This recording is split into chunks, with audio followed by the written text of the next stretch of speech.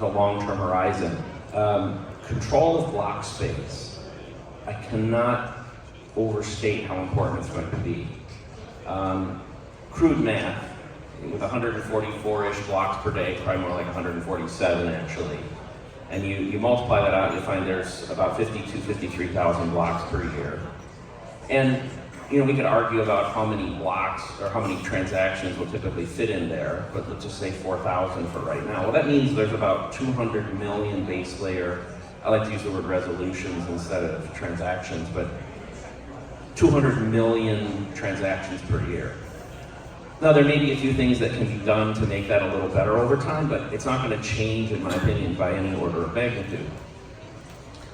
As the importance of Bitcoin grows in the global economy, I think we're going to see several things happen. One will be nation states very likely will say, hey, if you want to mine in my country, you're going to have to use my pool. That they will have templates that they will create, and they will force upon miners in their country. And this could be something where they even entice people to come there and say, hey, you'll get 2 cents per kilowatt energy, because that block space is so important that is an enabler. I think you'll especially see that in like second and third world countries. I think what you'll also see is, and I mentioned this earlier, and Hafa and I've talked about this a little bit in the past, is the financial institutions, the financial services companies, the Japanese keiretsus, for instance, they are going to look at block space as a critical piece of their corporate success. And so a lot of people look at miner revenue. This is a paper I've been meaning to write, but I just haven't had the time yet. But a lot of people look at miner revenue and say it's block subsidy plus fees. But it's missing one other component. We'll call it alpha for a moment.